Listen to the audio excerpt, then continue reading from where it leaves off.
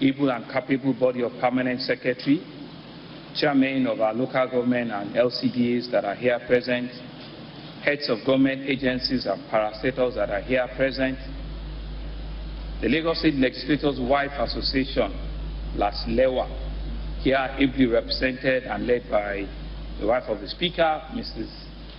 Falilat Ajayi Obasa, and by extension, the two lovely daughters of the Mr. Speaker here, the Oba of Lagos, Obariwon Akiolu, here ably led by the Opelua of Lagos, Chief Lateef Adebigbe Ajose, and others that are here, other royal fathers that are here, the Olu of Agege, Oba Kamilat Isiba, and the Alaibe of Orile Agege.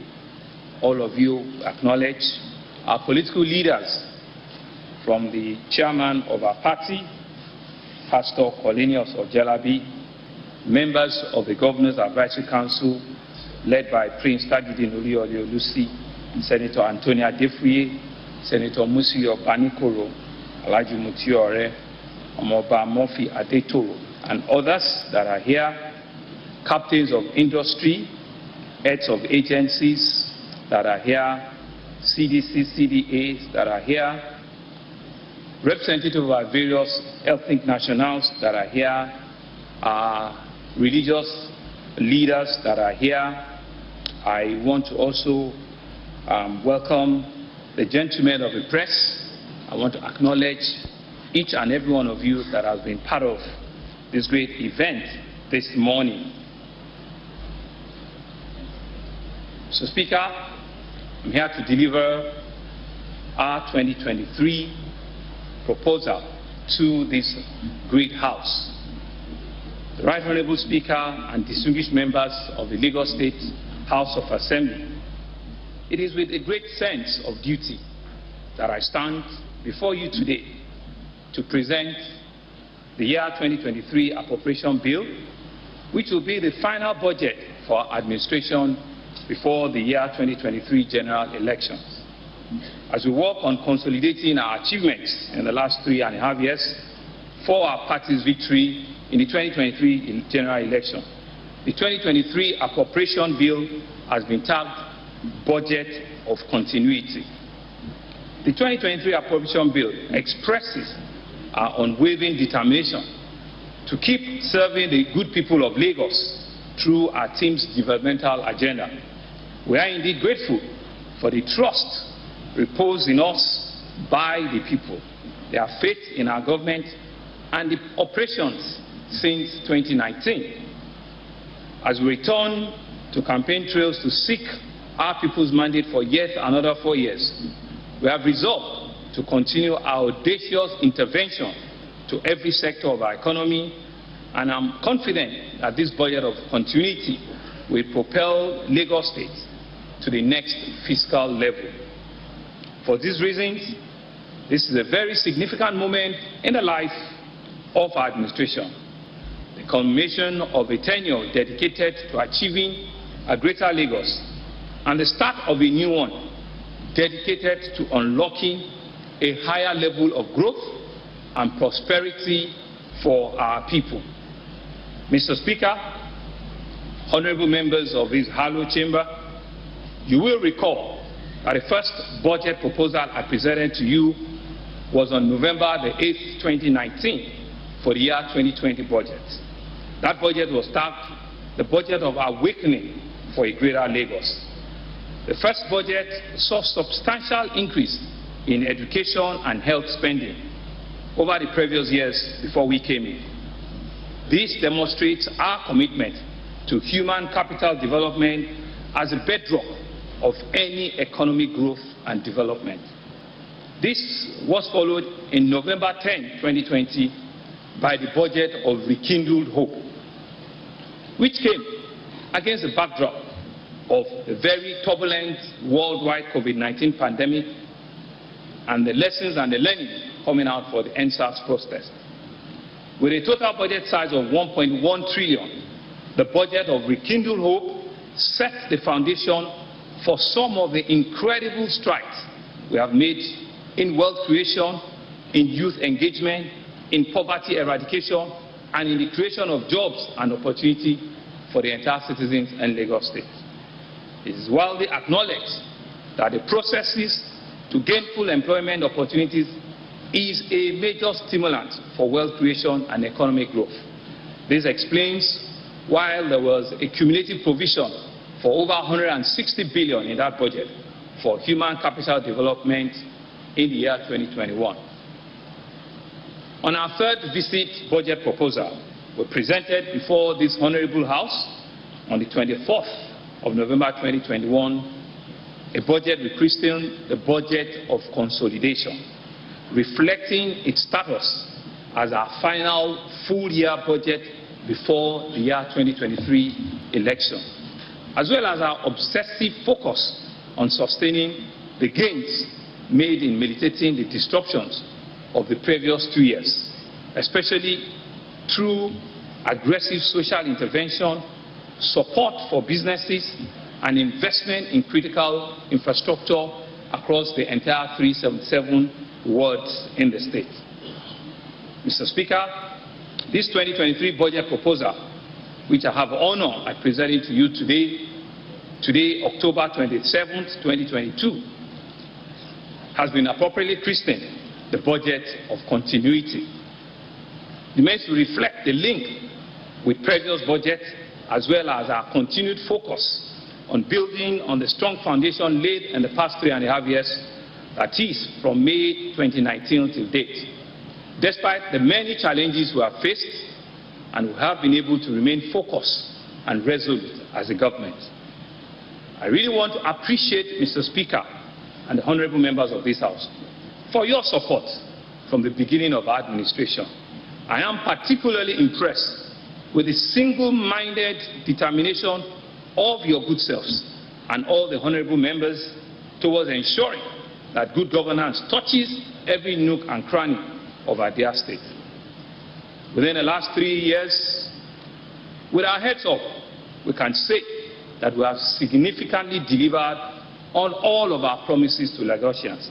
Our performance has been verified by Lagosians and by non-Lagosians that are privileged to visit and spend time in our great state. We have completed most ongoing projects that were inherited from previous administration. The outstanding uncompleted projects have been substantially progressed and will be commissioned in the near future.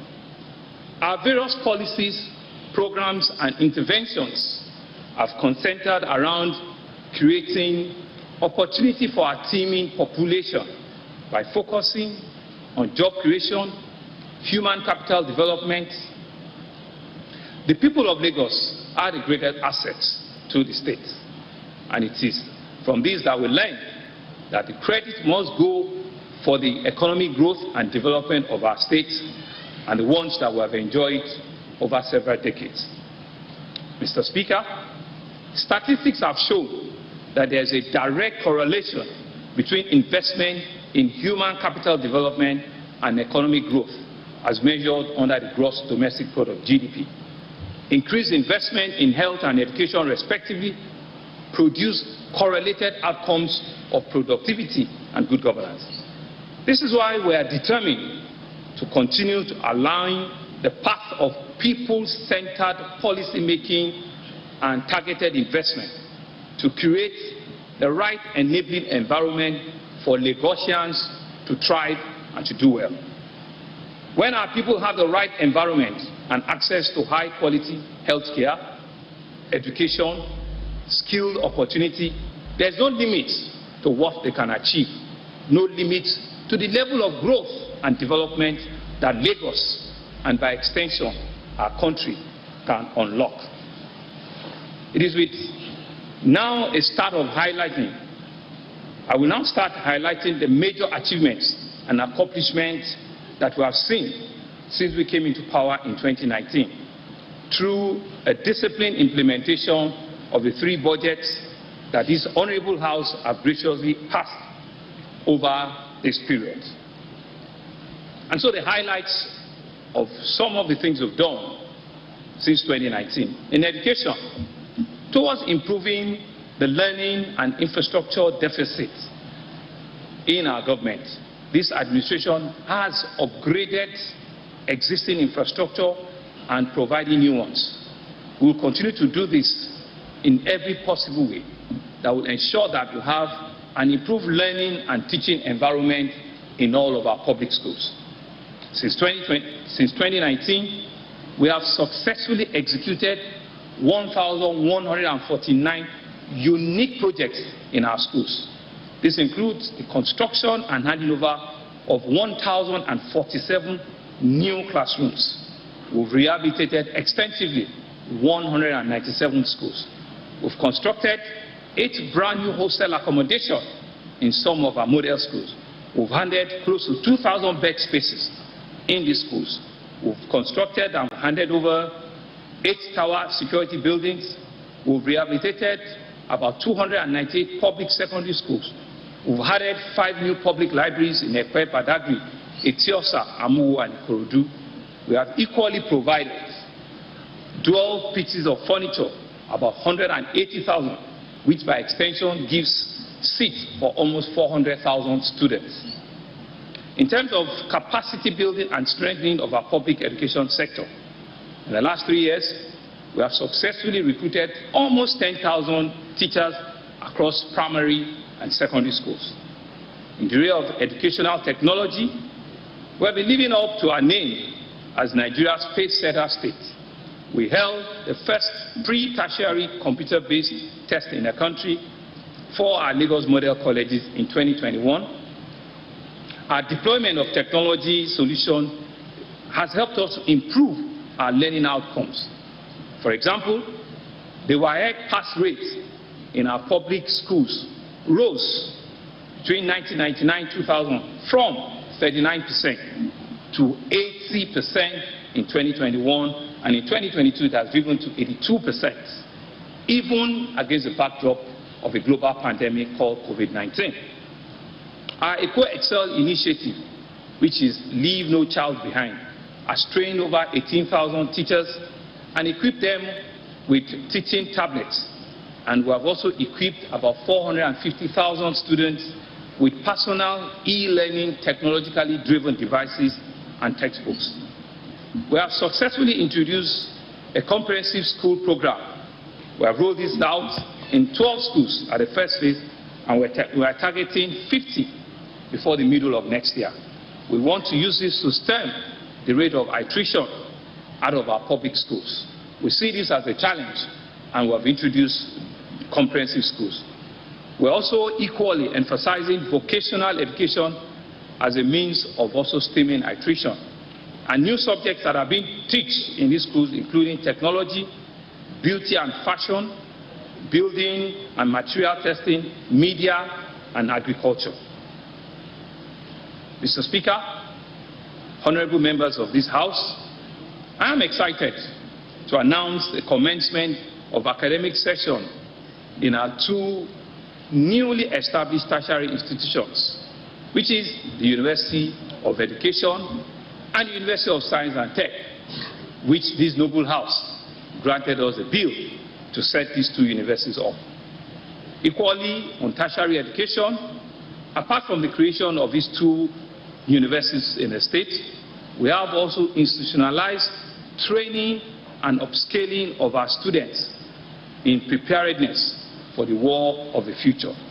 In this regard, we are using the Job Initiative Lagos, JIL, a program that has seen us train over 70,000 schools, university students in entrepreneurial skills and work readiness for the future. Our policies and interventions in the education sector have been profoundly improved outcomes in our students and their ability to contribute meaningfully and effectively to the economic trajectory and growth of our state. On our health and emergency response, Mr. Speaker, honorable members of this House, you will recall on common response that your states went through during the COVID-19 pandemic, for which we got positive recognition and global accolade for what we were able to do together with yourselves during this pandemic. One of our major takeaways from this pandemic, therefore, is a need for us to improve our people's access to quality health care, which is why we have and will continue to proactively invest in significant resources in building, in rehabilitating, in equipping all of our primary, secondary, and tertiary health facilities that we have in our state. We successfully rolled out our telemedicine service, leveraging the Lagos Health Management Agency, LASHMA, to support our home-based care during the COVID-19 cases. This served over 15,000 patients during that time. The oxygen production plants, the oxygen triad center that we installed at IDH Yaba, Bagada General Hospital, the LASU, and 15 other locations around the state helped us significantly to reduce the incident, the mortality that the third wave of COVID-19 could have brought on our citizens. Data, we believe, was also very critical for us to have a long-term access in healthcare. And to this end, we're deploying a smart health information system called SHIP, which will serve as a centralized point for all health system data in Lagos, which will lead us to a more agile decision-making at policy level, increase cost effectiveness in logistics planning and procurement system, and increase efficiency in the utilization and the management of the state access in health. In terms of healthcare infrastructure, we have completed and handed over the Mother and Child Hospital in Ekpe, in Aja, Etiosa, in Badagry, and in Igondo. Whilst we are on track to complete the development of the new Massive Children's Hospital in Lagos Island, which in our view will be the biggest children's hospital in West Africa. We have also completed extensive rehabilitation of a cardio-renal center in Bagada. We've adjusted a new one in Harvey Road. We've also done extensive work at General Hospital in Badagry, also in Lagos Island, in Isolo, and in Ekpe. Mr. Speaker, we are on track with building a 500-bed psychiatric hospital currently under construction at K2A. We're also well on track for our 280-bed General Hospital in Ojo. We're on track with the development of a 300-bed isolation center in Yaba, and we're in extensive discussion at building our infectious disease research center in Yaba, and also ensuring that we can set up a Lagos medical and industrial innovation zone that will be a global player for health and innovation and future investment. Thank you. We are currently undertaking a comprehensive renovation of our public health facilities in Ebute Metta General Hospital, the General Hospital Odo in Lagos Island, the General Hospital in Isolo, amongst others. As I speak, we are completing doctors' quarters at Bagada General Hospital, in Ojo, and in Lasu. We have completed and handed over 4 new ambulances bay, and we've been able to hand over 50 new ambulances in the last 3.5 years in our various hospitals. In collaboration with the private sector on our PPP arrangement, we're also developing a medical park on Auro Road, Ikoyi. This we believe will increase access to quality health and contribute to inbound medical tourism and reduce the incidence of brain drain. To improve access to health care and manage the cost of increased access, the Lagos State Health Management Agency, LASHMA, has also been very proactive in the engagement and enrollment of our citizens under the health insurance scheme. To date, we have over 250 private hospitals that have also joined us on this scheme, and we've been able to register close to 700,000 enrollees, and we look forward to a lot more enrollees in the days and the months ahead.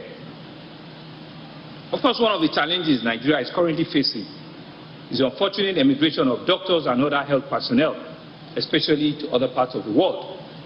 Lagos State is doing a lot to improve the working condition and remuneration of our health personnel. We want to set a good example for our country that it is possible for us to stem brain drain and in fact convert them to brain gain. We are confident that our increasing focus and investment in healthcare will lead to an improved opportunity for employment and growth within this sector. This will be in addition to what we are jointly doing with the private sector, and which is evidenced by the various investments that are being made in development of new world-class medical facility all around the state. Mr. Speaker, I'm pleased to note that indeed, with all of the investment and intervention in the healthcare space, Lagos is on its way to becoming a regional and a continental hub for medical excellence. Our success in this regard will help to rewrite the story about Nigeria, as the current negative dominant narrative is not acceptable by our own government. In the area of emergency response, we have acquired 62 brand new firefighting trucks and vehicles, which will be handed over later today to the Lagos State Fire Service.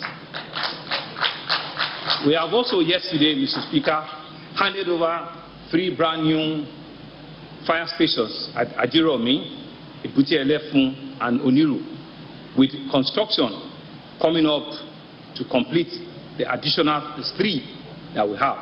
And we're also rehabilitating the existing 14 that we have under our watch. The brand new head office of the fire service just around here has driven a new lease, and you can see that all of our firemen are ready to face the challenge of first responders. Later today, Mr. Speaker, we'll also be adding a total of 435 firefighters to the numbers of our first responders in the Lagos State Fire Service.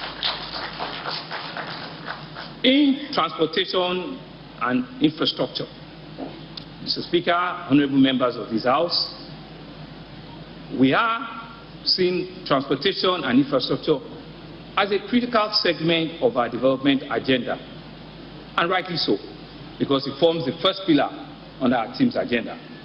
For a buoyant economy, which is what we have always been committed to from inception, we recognize and will appreciate the need to make investment in these areas, as we have often determined that productivity is driven by how well your people can move from one point to the other.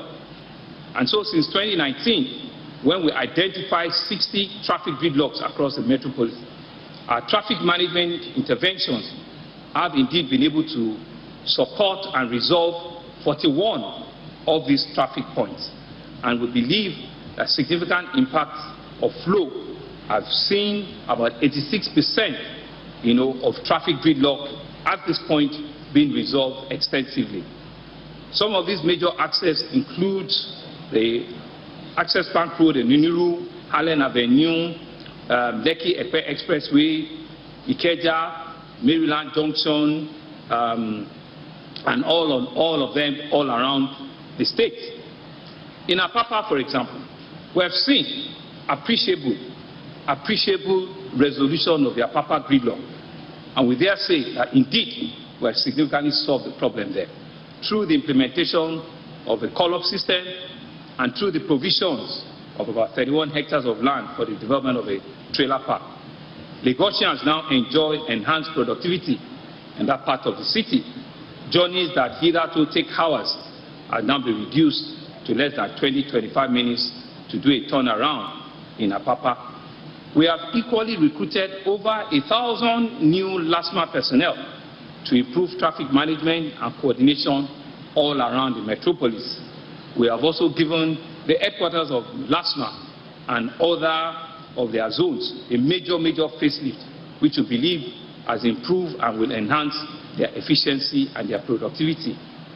These are some of the things that we have done that will help to ease traffic flows from and within the metropolis. Mr. Speaker, and in line with our pledge to transform critical infrastructure in the state. I'm proud to say that we successfully facilitated the investment of over $600 million in the Lekki Deep Sea Port, which we know are working very closely with other private sector. These brand new ports, which will be completed before the end of next month, in fact, from next week, it's supposed to start test running. We believe that it will have the capacity to receive 3 times the capacity that we currently have in Apapa Port, and will give Lagos GDP, and will give about 50% of shipping logistics volume within West Africa that we currently have only about 22%. I'm pleased to also note that we have just received approval from the federal government for the establishment of the Badagry Deep Sea Port, which is also in partnership with the private sector at our last Inveti Summit. We believe that the complement of the Lekki Port and Apapa Port will take Lagos as a foremost port destination, not only in West Africa, but in the entire sub-Saharan Africa. And it will be able to compete very, very well with the ports of Sahad in Egypt and the port of Durban in South Africa. And will position Lagos as having been ready for the African Free Trade Continental Free Agreement. To complement the Lekki Seaport and the growing problem of eastern flank of the state, we are completely rebuilding the Lekki-Ekpe Expressway with a re-enhanced and reinforced concrete from the first phase from the Eleko Junction to the Ekpe Junction, which is an 18.7 kilometer, 6-lane rigid pavement road. The phase 2 of this road, which will start from the Eleko Junction also to Abraham Adesoya, has since been awarded and construction is underway. Mr. Speaker, members of this House, it gives me great joy and delight to announce to you that we are on the grips of successfully birthing a fully functional light rail system within the Lagos metropolis. This is the first project of this kind funded by any subnational anywhere in the world. The blue line and the red line are scheduled to commence operations within the first quarter of 2023. The combination of both lines will reduce daily commutes of millions of Lagosians, which either take almost 2-3 hours on journey, which will now be reduced to under 30 minutes. This significantly enhances the productivity of our people and will improve the quality of life of our citizens. The red line, which comes with 10 bridges, 5 of them almost completed now, will have 8 first-class, world-class train stations and about 10 pedestrian bridges. The blue line also, which will have an elevated station both at the National Trade Fair and the National Theatre and the Marina Station, which are the sizes of 2 football fields put together. Both lines have, over the construction period, generated employment for over 7,000 Lagosians, and is expected that about 5,000 direct permanent jobs will be generated once the passenger operations commences on these rail projects. In addition to these major roads and rail across the state, we have also recorded significant strides in the construction, rehabilitation of roads across the state. In Ikorodu, Opashekumade Road has been completed, Ijere Road has been completed. We are on track at ensuring that we complete Berigbe, Agric-Ishawo, Bola Ahmed Tinubu, and all the rest of it in Ikorodu. In Ojokoro, there are roads that we're doing in Alimosho. Ishekun Camp David has been completed. We're on track on Ije-Ododo, Ijagemo, Ijegun Road. We're on track with the development of new roads and new arteries in Alimosho. In Surulere, we have handed over the newly built Jimo Odutola Road, and we're working all around in our roads in Surulere. In Lagos Island, we have completed, about to hand over Adenja Dele, Tapa Road, and all of Okepopo. In Ikoyi and Victoria Island, we've handed over Thompson Road, we've handed over Milverton, Latif Jakonde, Cooper Road. We're almost completing Queen's Drive of Onyiko and Bayomi. In Victoria Island, we've handed over Adiola Hopewell, we've handed over Idowutelo. We're almost completing Adeyemo Alakija. We're almost completing all the ring roads around Oniru Estate. In Ojo, we're extensively gone, on Old Navy Town Road, on Buba Marwa Road, on the Navy Town Road and Old Ojo Road. We will also be moving into Afromedia Road, right? We're pushing extensively, to complete the Ajangbadi, road that we want to start with Okokomaiko. If we go to Badagry, similar roads are also being constructed, and we're on a track to ensure that no part of Lagos is left behind. In Koshofe, Demuren, Church Street, the link road from Ketu Alapere up onto Ojodu Road have also been almost completed. You've seen that we've completed the extensive redevelopment from mile 2 all the way to Kurudu, because it's now rigid pavement. And these are some of the new developments and some of the new things that we're seeing in all parts of the state. In Amuwo-Odofin, in Ajegunle, Mbaka-Doso Road have also been completed. Different things are happening in different parts of the city. In Sanwo-Olu, we've seen St. Finbar's Road, you've seen Solui Road, they've all been extensively done. You've seen the Iwaya Road that also have been completed.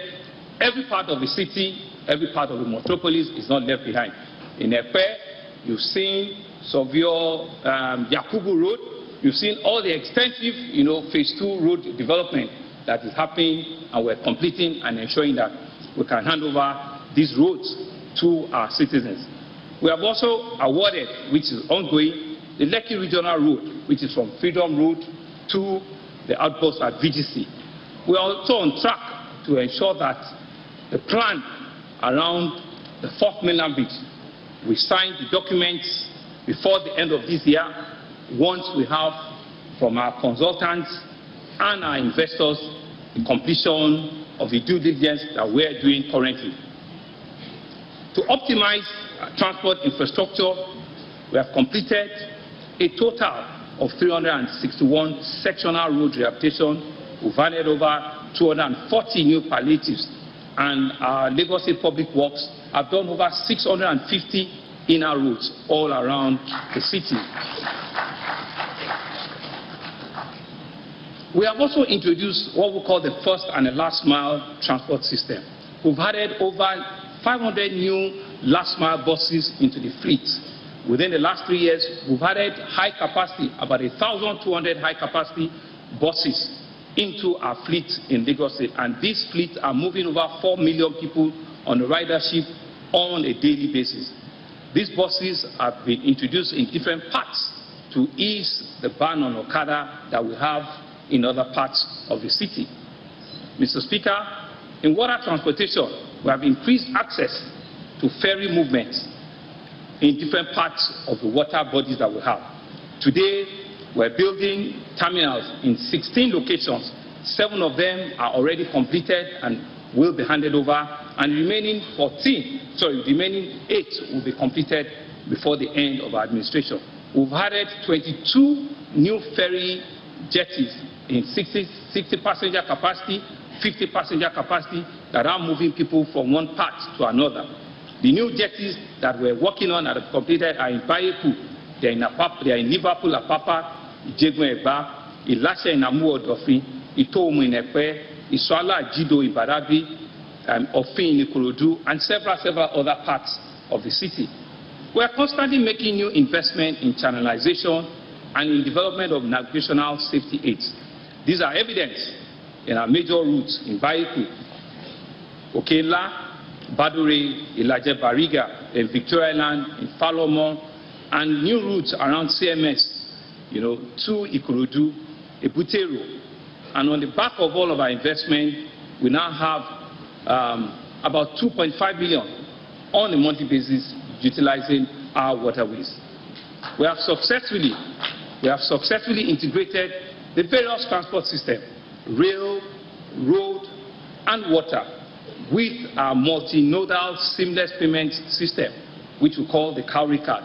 The Cowrie card has been printed and handed over to 1.2 million Lagosians, and they're using this card on a daily basis. Mr. Speaker, within the environment and environmental space, as I mentioned earlier, a healthy population portends a great benefit for its economic fortunes of a state. In this same vein, we have prioritized spending on key environmental policies and interventions designed to keep environment clean and our population equally healthy. In the past 3 years, over 1,200 kilometers of drainage channels have been cleared and new ones built, with over 96 primary drainage channels across the state that are being maintained as we speak. We are working on a total of 222 secondary channels to reduce the impact that we see globally of global warming and flooding that is evident all around us.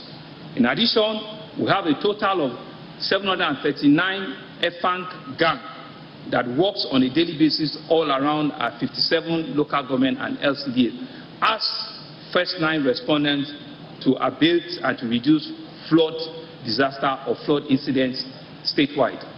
Mr. Speaker, Lagos is not immune to global challenges around climate change.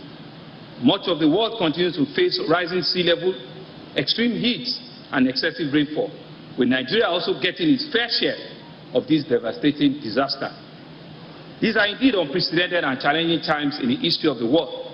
For us as Lagos State, we clearly understand and appreciate that climate is a risk multiplier that makes worse already existing challenges.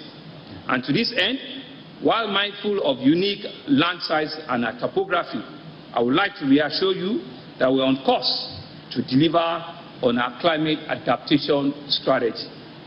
I'm pleased to report that we have begun extensive work on our climate adaptation strategy for Lagos, and I want to assure Lagosians that we constantly monitor our bodies of water in the state to generate and to disseminate timely and meaningful information that will help to reduce the incidence of risk for our citizens and our various communities. With regards to waste management, the Lagos State, through LOMA, has acquired 102 compactor new trucks, as well as 100 locally assembled double bin dyno for the use in the state. Equally, we have also supported our PSP operators to revamp and to refurbish over 600 old trucks that are on the streets that are working well now. And we begin to see that we are reducing our carbon emission, carbon prints in the state. We have also upgraded and certified LASEPA laboratory. It is now the first government-owned ISO certified environmental laboratory in our country. This now allows us to cover laboratory requirements for big institutions and government corporations. Mr. Speaker, under technology and startup support, technology is central to our vision of making Lagos a 21st century economy. The strategic deployment of technological tools and platforms give us a leverage that allowed us to rapidly scale up our economic growth and development while creating environment for our people to innovate. Also, the fact that technology provides inspiration, hope, and economic opportunity for millions of young people is enough reason to ensure that it also a priority for any government that seeks to enhance the limitless energy and capacity of its young people.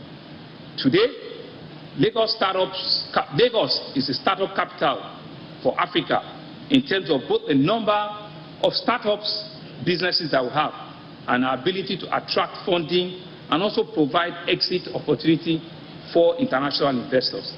This is the city as you know, where fintech unicorns, InterSwitch, Florida-Waste, Paystack, and several others are born and are nurtured. We are proud of them, and we are determined to ensure that many more of their type emerge in the near future. We are facilitating investment in technology infrastructure, and it has galvanized to see that we are building this ecosystem. In this regard, I'm pleased to inform that we have so far attracted over $1 billion in private investment into data center infrastructure in Lagos in the last 3 years, including Google undersea cable that is bringing 20 times capacity as previously existed. And we're bringing hyperscale data center on ground, and we are happy that we're part of the groundbreaking that we saw earlier in the year. We also invested directly as a government in this regard. We have deployed and completed 2,900 fiber optics cable duct infrastructure as part of our planned 6,000 network across the entire metropolis. This network, we believe, will supply our schools, will supply hospitals, will supply other government facilities with high-speed internet, and also bring high-speed broadband to last mile, which will be in homes and in public spaces. Already, more than 50 government schools, hospitals, and other facilities are already connected to this network. We also use this to launch our first built 3-tier data center in Lagos within a few weeks. This, we believe, will provide huge infrastructure platform needed to power our smart city initiative. Through the Lagos State Science and Research Innovation last week, we have supported over 40 technology startups businesses with seed capital over the last 2 years. Lagos is one of the first in the country to launch a structured startup support program like this. Last week has funded over 50 research and development projects across our 4 tertiary institutions in Lagos: Unilag, Yabatech, LASU, and the University of Science and Tech, which we call LASPOLY before. With a first patent, we got a first patent of one of them in 2020. And so for us, we see Lagos as a startup capital, and our government will run an information portal for startup ecosystem, serving both local and international investors, as well as secure and important news and events for opportunities for innovators and inventors. Currently, this startup portal has over 3,000 startups on that portal and is growing on a daily basis. A very vital technology project that we have embarked upon as a state is a smart camera across the state. We have so far deployed about 520 of these smart cameras, and we're on track to deliver the first phase of 2,000 and a second phase which will take us to the 10,000, which will have covered every nook and cranny of the state. These intelligent cameras are not only actively supporting the work of law enforcement agents and covering first responders, but it's also providing very useful information in traffic management. We're seeing fewer incidents of needless confrontations between traffic enforcement officers and our citizens, while also seeing improved compliance with traffic rules within the metropolis. We're also investing, together with the private sector, in the development of a technology campus in Yaba, which we call the Knowledge Innovation Technology Enterprise Campus, which will greatly boost Lagos' position as a leading technology hub in Africa. Mr. Speaker, within the micro, small, and medium-scale businesses, the state government, through the Lagos State Employment Trust Fund, has supported almost 4,000 businesses with grants of over 1.2 billion, in direct financing, and in adding to other interventions, including mentorship, business advisory services, capacity building, as well as market access opportunity. The Lagos Employment Trust Fund has also trained over 4,000 in digital skills like digital marketing, coding, desktop production, and many more. We've seen that the vision of the Lagos Employment Trust Fund has supported over 40 tech startups hub in Lagos, and they're beginning to give vouchers to these hubs at various locations that have been known as Lagos Innovation Network Hubs. the Specialized MSMEs Recovery Fund, which was an intervention during the COVID-19 in 2020-2021, has helped about 1,835 small businesses and has given them grants of almost $1,940 million to be specific, and it has saved over 10,000 direct jobs and about 40,000 indirect jobs. We also introduced the Lagos Economic Acceleration Program, LEAP, to reduce the effects of COVID-19 pandemic again on small businesses. This initiative put together a $5 billion Edu Fund in partnership with the First Bank, and I'm also happy that the Edu Fund is doing very, very well. And we'll also set up another $1 billion Agricultural Value Chain Fund, which is also being utilized by some of these tech startups companies. Under our Youth Employment and Sport Initiative, Mr. Speaker, members of this Hallowed Chamber, you will notice that we have aligned very quickly technology and innovation as one of the serious sustenance of life for young people. And we see that opportunities are bound to ensure that they can build up their skills and leadership development. To this end, we have rolled out various programs and initiatives that focus on providing fiscal infrastructure, development of sporting talent, and the provision of training and leadership development for young people to be able to provide them for the future. In this area of fiscal infrastructure, we have remodeled and renovated and added new youth centers across the state. Center in Ipesan, Alimosho, in Lafiaji, in Lagos Island, Mudipe Oshikoya and Ikorodu, Badagry Youth Center. Similarly, we have done in Pokuoba Youth Center, Epe, Oba Komolafe Youth Center, and Agege, Isheri Youth Center, Ikeja Youth Center. All these youth centers have been designed to provide full-scale spectrum of engagement for our young people across ICT development, sport and sporting facility, vocational training, and general counseling services. And in the area of sports development, we launched the Lagos School Sport Intervention Program in August of this year, making the return of sport into our Lagos State public schools a major curriculum.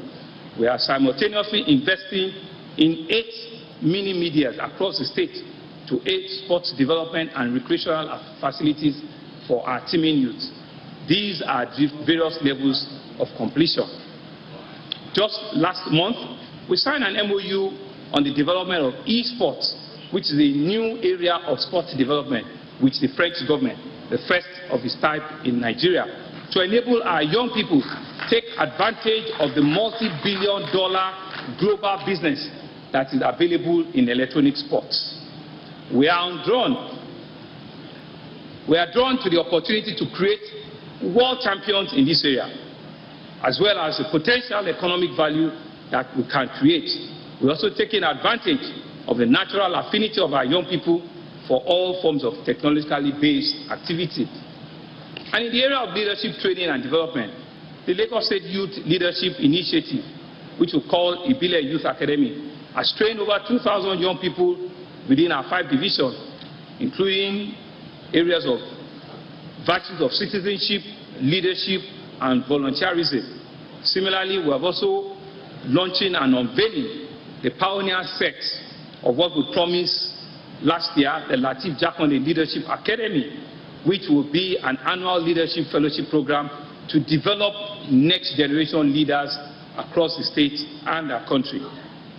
Mr. Speaker, under the entertainment and creative arts sector, in appreciation and acknowledgement of the role of entertainment and the creative arts sector in our country, we have, over the past 3 years, developed a solid ecosystem that caters for our teeming youth population with interest in this subsector of entertainment and creative arts. In this regard, we have partnered with 4 international known names in our environment: the Del York Creative Academy, the Ebony Life Academy, the Ogidi Studios, and the African Film Academy under our Lagos Creative Academy Zone, which we set up as LASI. And we are beginning to train almost 15,000 students in different areas of filmmaking, script writing, music recording, video making and editing, cinematography, and other creative zones. Just a couple of days ago, I witnessed the graduation of another 1,000 at Igodo in Alimosho. Through the Lagos State Employment Trust Fund, we have also committed over $1 billion into the entertainment and tourism industry as a way of helping them to cushion the effect of COVID-19 on the sector. We continue to partner with other stakeholders to develop the value for our people through intervention policies that are aimed at equipping them for the future of work. We have also given grants to movie producers, to film producers, to short film directors, just to be able to help them to get back to work and be able to cushion the effect of COVID-19. Similarly, the J. Randall Center for African Culture and History is nearly completion. We'll expect to launch and open this facility before the end of the year, and we believe it will enjoy critical support and partnership from global international players. We have seen support from the British Museum, and we've seen support from some of the big museums, even out of America, in the development of this center. At our recently completed Betty Summit, I'm also pleased to announce we signed an MOU with Del York and Storyline Studios to build an African film and media city in Epe, which will be the very first of its type in Africa. Mr. Speaker, as you can see, the last 4 segments that I've touched, which was on technology and startups, MSMEs and business support, youth empowerment and sports, art and entertainment, have shown that many of our policies and interventions in these areas are all youth-centric. They are designed to support the teeming youth that we have in our state and to give them a place and an opportunity to be part of the world of work. Our young people continue to be at the forefront of all that we do across all sectors. We know that they contribute their population, which is over 55% that we have currently. But more importantly, we recognize them as the major drivers of our economic growth and development. And thus, we will continue to prioritize our programs and our intervention to seek to equip them with the right tools for the future that we know is ahead of them. In agriculture, Mr. Speaker, whilst building resilience in areas of health and education, what COVID has shown us is we need to also be proactive in food security as a point where we become vulnerable as a people, given what we've seen, the disruption in supply chain. Accordingly, and in response to this challenge, we're building what will be seen as Africa's largest logistics food market, with the intention of creating 16,000 direct jobs and over 40,000 indirect jobs, which we believe will reduce food wastages by up to almost 50%, as well as establish a commodity exchange that is designed to reduce cost of food by as low as 25%. This facility, I'm pleased to announce, is currently under construction along K2 in Epe division of the state. It also gives me pleasure to announce that our 32 metric ton per hour rice mill at Imota will be commissioned in December. This is the largest rice mill in Africa, and upon completion, we believe it will create almost 300,000 direct and indirect jobs in the entire rice value chain. Our agro-processing productivity enhancement livelihood intervention appeals is also being implemented in Lagos, and it has created about 15,000 jobs already. With Lagos State consuming about 50% of the red meat market that we produce in the country, we're seizing the opportunity to invest in building our own feedlots and modern abattoirs. Accordingly, we have acquired about 750 hectares of land at Igodu for our cattle feedlot strategy. Similarly, as the state is blessed with abundance of water, we have equally established a fish value chain program, which has since increased economic activity in fishing communities in Badagry, Epe, and Ikorodu. This program has provided jobs opportunity for our people in the fishing community.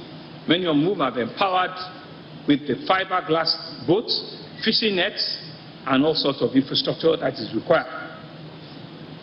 Mr. Speaker, the importance of shelter as a basic need in the life of any average person cannot be overemphasized. Even more critically, housing sector plays a vital role in the socio-economic development of any state. In realization of this, in the last 3 years, your administration have handed over and commissioned 17 housing projects, which has added about 4,000 new housing, different accommodation to the housing stock in the state. Our investment, coupled with strategic partnership of the private sector, has contributed in no small measure to our improved economic fortune as a state, through which has provided impact on major microeconomic indices that we believe has led to job creation, wealth generation, and improved labor productivity.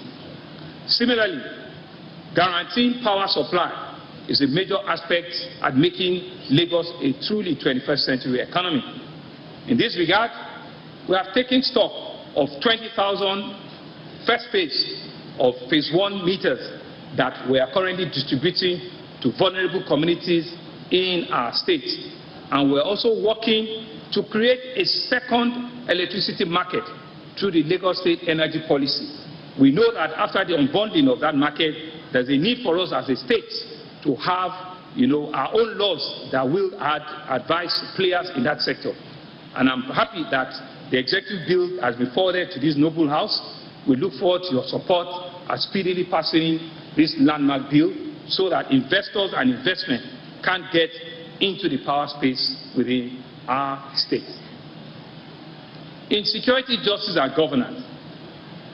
In the area of security, governance, and justice, Lagosians will agree with us that our state continue to receive investment in safety and security, and it's beginning to bear positive dividends, given the appreciative drop in the amount of crimes that we have recorded in the state. At the heart of our intervention in security is our Lagos State Security Trust Fund, a first-in-class that we've seen in the country, which have since been emulated by other states and even the federal government. We will continue to significantly contribute equipment, logistics, and support to the Lagos State Police Command and to other security operatives in the state using this fund. It also pleases to inform this honorable house that in the course of our administration, hundreds of new patrol vehicles have been given to them, high capacity, carriers, anti-riot, cannon vehicles, and all sorts of, bulletproof vests and security equipment have been handed over to the police. And in terms of judiciary and access to justice, we're currently renovating about 22 magistrate courts, and we're digitalizing 10 courtrooms at the High Courts. We're also working on a series of reform judicial justice system for an improved efficiency and early dispensation of justice. Equally, Mr. Speaker, I'm pleased to announce that we got approval and appointment through the NJC, 24 new High Court judges, the highest that any state that we have recorded at any single time within the last 3 years, and we believe that this has impacted and will continue to impact the case of administration of justice in our states. I have taken time, Mr. Speaker, honorable members, to go through our achievements, modest I dare say, over the course of the last 3 years, all with a view to presenting to this House the budget that we've been expended on all sectors and how it has robustly, in our view, impacted in the life of our citizens. Let me now review the year 2022 budget outcomes. The year 2022 budget is consistent with the Lagos State Development Plan and our team's agenda. We have designed the budget to give priority to completion of ongoing projects, as well as ensure that every effort is made at investment, partnership, policy, and extremely mitigate against noticeable negative impacts that might arise from our non-intervention. The size of the 2022 budget was 1.78 trillion, with a total revenue of 1.237 trillion and a deficit financing of about 521 billion. Capital expenditure was 1.1 trillion, representing 66% of total budget size, whilst recurrent expenditure stood at 591 billion, representing 34%. This capital to recurrent of 65 to 35 is within the Lagos State tradition and ensuring that economic growth must be supported by increased investment in capital expenditure. Mr. Speaker, the performance of the year 2022 budget as at the third quarter ending 30th September 2022 stood at 972 billion, representing 74% of the total budget size. An analysis of this shows that our total revenue has done 72%, our expenditure has done 81%, our total capital expenditure has done 70%, our total expenditure size has done 74%, and our financing we've done 77%. The above performance, whilst below our own set expectation, retains very strong prospects for us to close very strong. We still believe we will close at close to the 90 mark that we usually do, 85 and above, despite the global challenges mentioned earlier. This is supported by the near completion of our bond issuance of about 130 billion. We believe that we will continue to use the various performance-enhancing strategy to motivate our people to close the budget at the end of the year at a very, very high note. Mr. Speaker, distinguished members of the Lagos State House of Assembly, in promoting good governance, especially in the area of long-range planning and resilience, we recently launched the 30-year Lagos Development Plan 2022 to 2052. This plan, which has been crafted through numerous extensive stakeholder engagement, is the plan for our citizens. It has in its core 4 cardinal themes. 1, a thriving economy. Lagos will have a robust, healthy, and a growing economy with adequate jobs and strategic investments to sustain the growth. Human-centric city. Every Lagosian will have access to affordable and world-class education, healthcare provision, and social services. 3, modern infrastructure. Lagos will have reliable and sufficient infrastructure that meets the needs of a real 21st century city. And the 4th was on effective governance. Lagos will have a supportive and enabling environment that creates opportunity for all its citizens. These are the 4 critical pillars on which the 30-year development plan has been christened and has been handed over to our citizens. Mr. Speaker, I will now go to the year 2023 budget. I'm privileged here today to present our proposal for the year 2023 budget, which we tagged a budget of continuity. As earlier stated, this is the last budget before the 2023 general elections. It is therefore an opportunity to consolidate on all that we've been doing since our inception as an administration. I believe this will satisfy the yearning and aspiration of our people, the people of Lagos.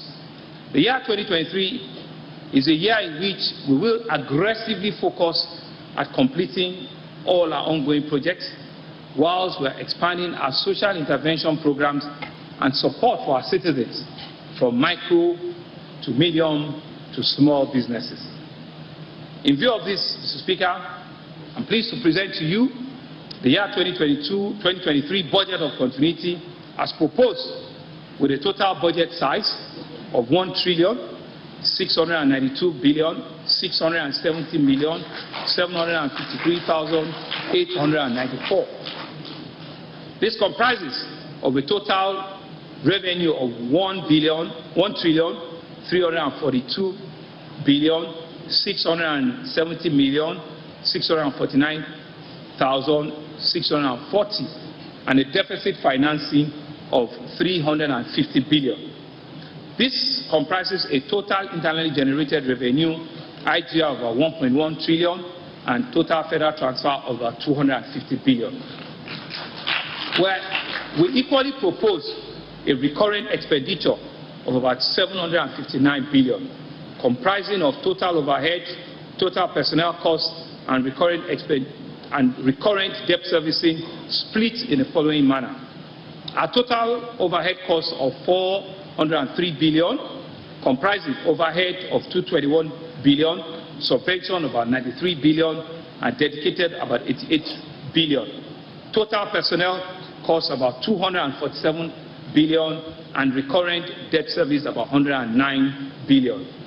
As regards capital expenditure, we propose a total figure of 932 billion 712 million 190,102, analyzed as new capital expenditure of about 670 billion and repayment of about 262 billion. Mr. Speaker, as you will notice, this budget size is made up of recurrent 45% and capital 55%, in tandem with our policy of ensuring that at all times capital expenditure outweighs significantly recurrent expenditure. The deficit financing shall consist of external and internal loans and bonds which are way within our fiscal sustainability parameters. The sectoral allocation in line with the classification of functions of government, COFAG, is proposed in the table below. General public services will have 18.2%, 308 billion. Public order and safety will have 80 billion, 4.7%. Economic activity will have 339 billion, which is 20.6%. Environment will have 65 billion, which is 3.8%. Housing and community will have 67, which is 3.9%. Health will have 125 billion, which is 7.4%. Recreation and religion will have 24 billion, which is 1.4%. Education will have 153 billion, which is 9.07%. Social protection will have 18 billion, which is 1.1%. And under the statewide vote, which is about 30%, contingency reserves for pension and rest of it, it's about 4.22%, which is 71 billion. Loans and repayment is about 15%. Personnel costs and service-wide is about 6.24%, which is 105 billion. Grant and counterpart funding is 4.07%, which is about 68.8 billion, which gives a total of the 1.692 trillion budget size that I've mentioned. Whilst concluding, Mr. Speaker, honorable members of this House, the 2022 budget has been implemented under a very tight and challenging economic scenario. We, however, will continue to do all we can to stabilize and to further grow our economy. As our antecedents have shown, we have been able to maintain a steady pace of economic growth and development, despite the headwinds that COVID-19 presented, despite all of the global disruption to supply chains, despite the wars in Russia and Ukraine, and despite the staggering inflation and the inconsistent foreign currency regime that we see in our country and in the global world. Despite all of these challenges, we will continue to intensify our efforts in building a resilient economy, and it is gratifying to note that Lagos State does not lack the courage, we do not lack the character, we do not lack the conviction, neither do we lack the creativity needed to sustain our position as the economic powerhouse of our country. We will keep challenging ourselves to innovate, to think out of the box, to grow, and to keep the rising of Lagos up bigger than what we had met. The road may be rough, but we'll keep moving. We believe it's Ajumose Gbogbo. In closing, allow me to mention that in direct response to some of the aftershocks of the global challenges, the state has reinforced its commitment to prudent management of the resources by proposing a bill for the Lagos State Wealth Fund. This fund will include a stabilization fund which will support our ability to absorb future and sustained shock. It will provide an infrastructure fund as well as a technology and innovation fund that will support our quest and our vision to lead Africa to a leveraged, innovative position and leapfrog our citizens and our people into the future. I'm pleased to announce that this esteemed House will be receiving this bill very shortly. We believe that we will continue to enjoy the support of the House on this initiative. It is noteworthy, and it's for emphasis' sake, that this is the first wealth fund that any subnational will be presenting audaciously in the entire sub-African region.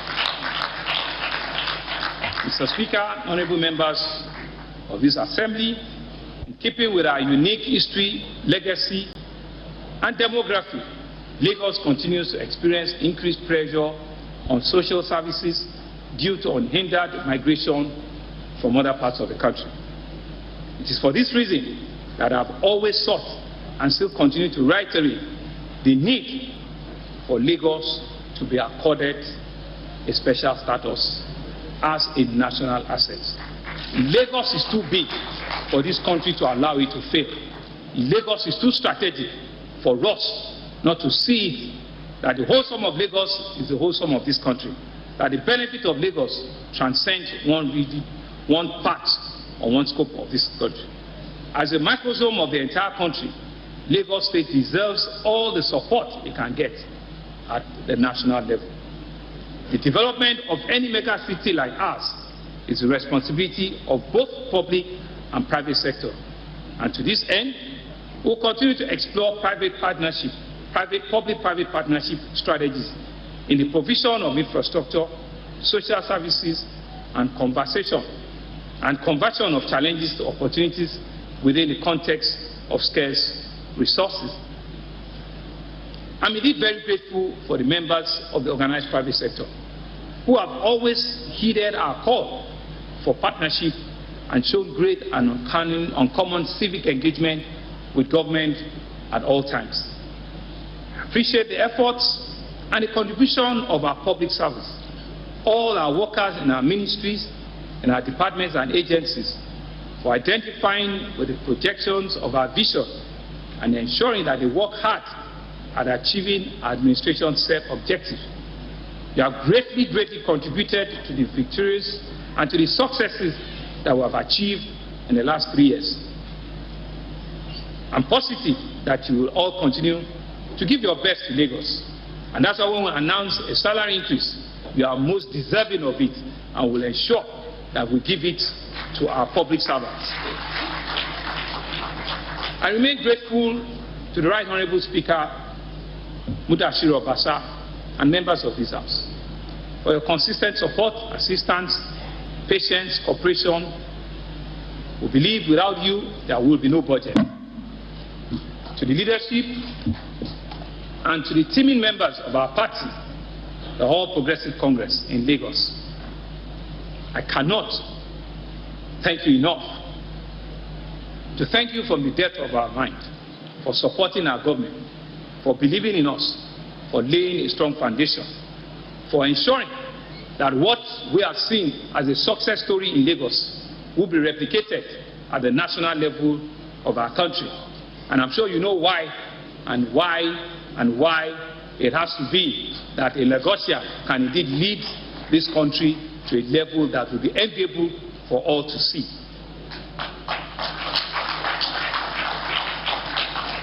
I want to thank you for believing in us and the work that we're doing together. I want to thank all of our traditional rulers, our religious leaders. I want to thank all our civil society groups. I want to thank all of our stakeholders. I want to appreciate you for your unflinching support to our administration. To all the good people of Lagos, I'm personally eternally grateful for the opportunity and the privilege to serve. I would like to assure you that we will intensify the pace of work in the days ahead to add lasting value to your life. Please continue to support us by obeying the laws of the land, by paying for services and taxes in full, and by exercising vigilance and providing useful information that will help tackle the activities of criminals that we do not want in our society. And keep saying, if you see something, say something. As you're all aware, we are fully in election season. We are grateful for the many gains that our democracy has offered us since the beginning of this Fourth Republic in 1999. We must strive to consolidate on these gains and ensure that we do not lose any of the grounds that we have all gained. In terms of a vastly improved electoral system, an increased level of civic engagement, and an increasing quality of governance at all levels. We are not yet where we should be, but this should not blind us to the progress we have all made together thus far. I want to appeal to all of us to shun any form of violence, any form of violent conduct, and to carry out our politics with a spirit of tolerance, with a spirit that will ensure that there could be different views and opinions, and to know that we're on the same coin, we're just on different sides of the coin. I believe as the Russians, we will have a rancor-free, we'll have issue-based politics, and we are on the map for that. Once again, Lagosians, I want to thank you for joining hands with our administration. You overwhelmingly elected us to lead you on a journey for a greater Lagos, for our collective dreams and aspirations. This journey is bright. It's a journey of bright future that we see. I promise you that we'll continue to ensure that we deliver on the promises.